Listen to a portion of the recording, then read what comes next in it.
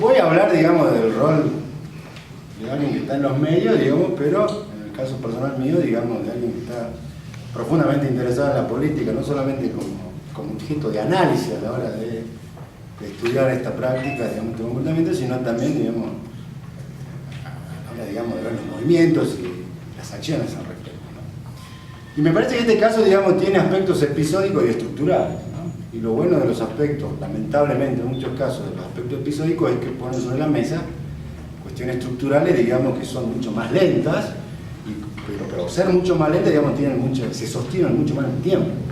Y por lo tanto hacen que a veces sintamos ese desencanto de que hay cosas que no podemos cambiar, aun cuando nos esforcemos muchísimo, digamos, en esa cuestión. Y ya que voy con lo episódico, digamos, también quisiera contar, digamos, cómo me entero de esto, digamos, que es bastante anecdótico. Estamos los periodistas en un año extraño, un año que empezó en enero del 2014 y termina en mayo del 2015, es un año de 16 meses, ¿no? Por lo tanto, a mí me tocó irme de vacaciones, digamos, la primera semana de enero, y bueno, y una de las condiciones de mi familia fue apagar el celular y todo, cosa que en mi casa, digamos, el patriarcado no existe como tal, porque tengo una hija de 15 y una mujer que son bastante, ejercen bastante violencia simbólica.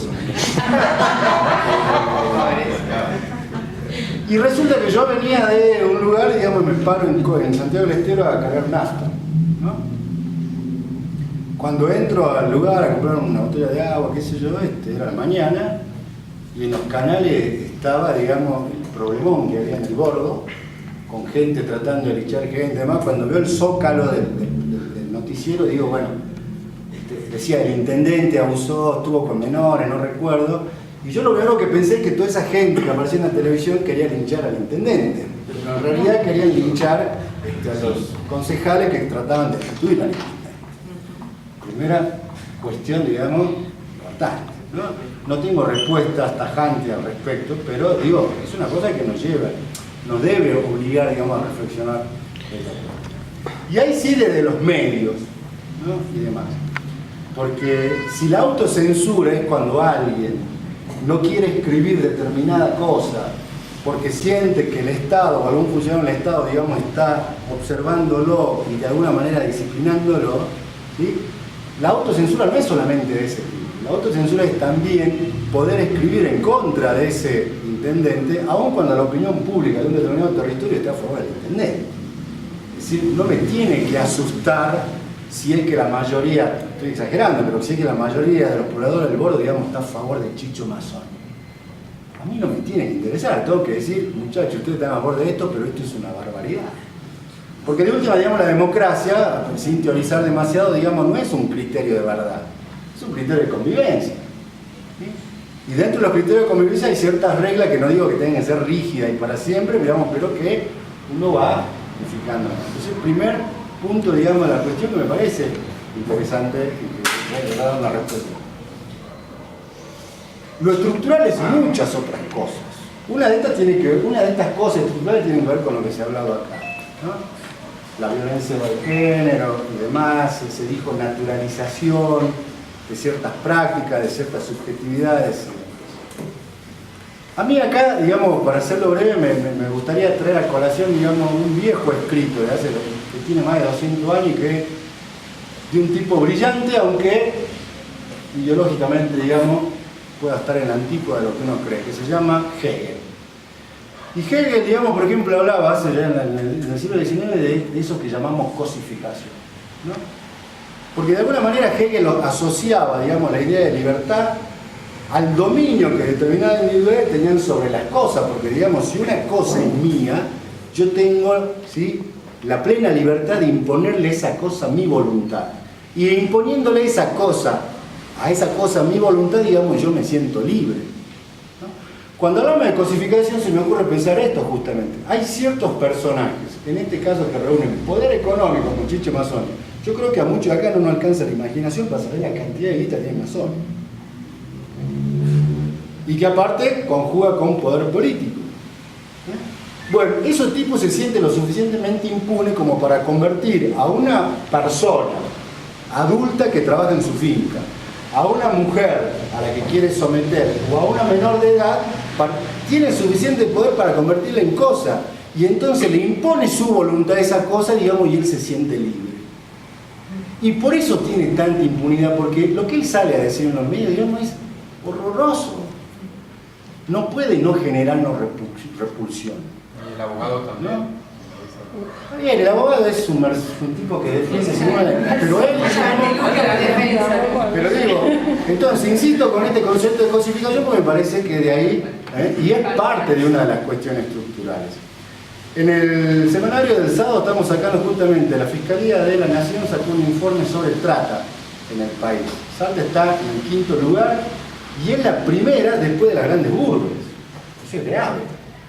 Porque si vos, digamos, si me decís, bueno, está Córdoba, Buenos Aires y demás, y después, digamos, de las provincias chicas venimos nosotros. Ahora, lo que el informe de la Fiscalía de la Nación dice, ¿sí?, es que la trata tiene un mayor porcentaje en hombres. ¿Por qué? Porque lo tratan, digamos, por el tema de la explotación laboral. Y, por supuesto, un alto porcentaje también en mujeres, que en este caso está mucho más relacionado con la explotación sexual. Pero quiero decir, esas dos situaciones son parte de este mismo concepto de cosificación del que acabo de hablar y que he citado a un filósofo bastante viejo, digamos, como para tratar de explicar. Pero también hay otra cuestión estructural y que en este caso, digamos, yo creo que, y también el tratamiento de los medios, tiene que ver, digamos, con una coyuntura política. ¿Sí? Cualquier medio opositor o que sea crítico y sobre todo el tribuno, ¿sí?, de hecho nosotros también somos críticos de Urtubey y hemos usado, por lo menos en lo que a mí ha respectado, digamos, el mismo razonamiento, ¿sí?, tenía necesariamente que mirar a los intendentes. Si quería encontrar noticias escandalosas del gobierno, digamos, hay que mirar a los intendentes. Y esto tiene que ver con una realidad política, digamos, que en este caso el gobierno provincial inauguró en el 2008-2009, ¿sí?, que convirtió a los intendentes en conjunto, digamos, en un gran sector de poder. Un sector que no tenía el poder que tiene ahora los intendentes, digamos, por ejemplo, no lo tuvo con el romerismo. ¿Sí? En el romerismo, digamos, tuvieron mucho más poder, digamos, los senadores, los diputados y demás, en el armado, digamos, del interior. Disculpame que use esa categoría. Pero con el urtubeyismo, digamos, los intendentes tenían... De hecho, en agosto del año pasado me tocó editorializar una cosa que la llamé Los Supremos, diciendo, vámonos acostumbrando, ¿sí?, a que las noticias de los medios opositores sean los intendentes. ¿Por qué? Porque los intendentes recibieron mayores recursos en los últimos 7 años y mayor impunidad en el manejo de esos recursos. A cambio de eso, esa liga de intendentes que le decimos nosotros, digamos, pone obviamente al servicio del Brambur, digamos, todo el aparato, ¿sí?, político, digamos, de sus respectivos lugares. Dato concreto, desde el 2009 los votos oficialistas vienen en un 70% del interior. La única vez que hubo un pequeño cambio fue en la elección del 2011, cuando Urtubey fue reelegido con el 58%, que ahí, digamos, los votos del interior eran del 60%, lo mismo mucho. En Capital nunca le fue bien. ¿Sí? Entonces, todo estratega político decía, bueno, miren, si queremos ver hechos de corrupción hay que mirar allá, ¿no? De hecho, si uno lee los informes de la auditoría de los últimos 7 años, de 150 informes de auditoría, hay uno solo, de Cachi, que dice, ¿sí?, que el municipio está bien administrado, según las reglas. Por supuesto que hay cosas que uno puede atribuirle a errores de gestión, y no necesariamente hechos de corrupción, y otras que son abiertamente hechos de corrupción. Entonces, la mirada estaba necesariamente puesta ahí para aquel que quiera, porque ¿qué se ha demostrado también hace 2 días? Que los grandes medios, como el Tribuno, ¿sí?, subordinan su línea editorial a la estrategia de campaña global. Entonces, ahora, ¿qué pasa? Entonces, necesariamente se estaban mirando a los intendentes. Lo que pasa es que, en este caso, hay que ser honesto, digamos, viene este tipo, ¿sí?, y no hace falta, digamos, que vos inventés nada. Lo único que tenés que hacer es mostrar, ¿no?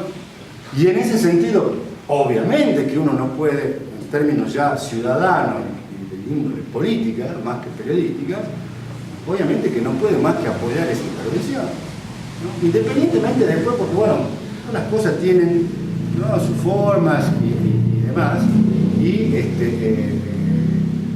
¿no? Porque incluso fíjense que hay un dato ahí que yo lo vi así al pasar y nunca me detuve a analizarlo. Pero cuando uno escucha, por ejemplo, declaraciones, ¿cómo habrá sido todo? Que se fue de las manos a todos, si se quiere, por alguna manera. Que la diputada Liliana Mazzone, que es prima de Chicho Mazzone, en un momento dijo que iba a denunciar al tribuno. Es decir, que despegó al tribuno de la figura de Romero, a quien apoya como candidato a gobernador, pero diciendo, ustedes también nos están operando y demás, en el sentido de que, bueno, necesitamos poner... Entonces, esas son las cosas que me parece interesante. Hay episodios que están dados, digamos, por esta, evidentemente, descomposición en la norma, en la conducta de personas que aparte deberían tener mucho más cuidado que un ciudadano común y corriente, es aquel que ocupa un cargo público, ¿no? Si no es la misma responsabilidad para no es lo mismo que mi sobrino de 20 años decida tomarse un vino después de que jugó a la pelota en la cancha del barrio que el intendente aparezca con un tetrabric, aparte tanta plata en el tetrabric. Entonces, pero digo, quería decir esto, ¿no? Es decir, hay cuestiones episódicas que, seamos claros, es decir, independientemente del lugar político e ideológico en que uno se ubique, digamos, hoy en día es muy difícil llegar a la verdad, ¿no? Siempre y cuando tomemos ese concepto de verdad que, según los griegos, era lo que yo digo de una cosa tiene que corresponderse con lo que las cosas efectivamente son. Hoy en día es muy difícil llegar a eso porque tenemos grandes actores, muchos de ellos vinculados a lo mediático, ¿sí? Que no le importa llegar a eso y te imponen una cosa como verdadera, ¿no? Es decir, terminan convenciendo a muchos, ¿no?, de que, bueno, lo que es cierto es lo que ellos me dicen que es cierto. Pero en casos como estos son tan descarados, digamos, que sí se puede llegar, ¿no? Y entonces hay que actuar en consecuencia, independiente, bueno, y después las utilizaciones y demás. Bueno, lo dejo ahí, después en todo caso. Respecto a la utilización, ¿qué opinión te merece el tratamiento que ha hecho el Partido Obrero concretamente? Que leí algún titular que se había opuesto a, no entiendo si a la intervención de Mazzone o del Consejo. Mira, hoy discutí con unos compañeros que eran de la Universidad del Partido Obrero, porque a mí no en el semanario, sino en el portal web, digamos, titulamos una nota, la izquierda que sí, pero no. Es decir, que sí quiere intervenir, pero no si no es así, que bueno, y después, digamos, termina de alguna manera siendo en este caso funcional como mucho. Como en otros casos, siendo funcional aquellas cosas que supuestamente dicen que hay que combatir.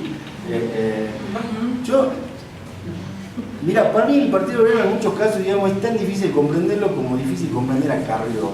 Yo lo atribuyo a que, bueno, son los riesgos de hablar con Dios en el caso de Carrió, y son los riesgos de leer mucho más en el caso del Partido Obrero. Es decir, pero por supuesto que yo respeto la militancia y creo que son compañeros honestos. Ahora sí creo que en este, como en muchos otros casos, digamos, son posturas políticas equivocadas, no de principio, políticas.